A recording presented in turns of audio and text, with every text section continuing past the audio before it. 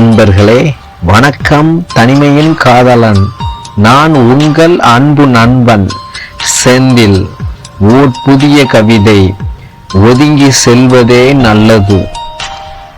நாம் நேசிக்கும் நபரின் மீது அதிகமான அன்பு இருந்தாலும் நம்மை நிராகரிக்கும் பொழுது நம் மனதின் வலியை உணருவதே இல்லை.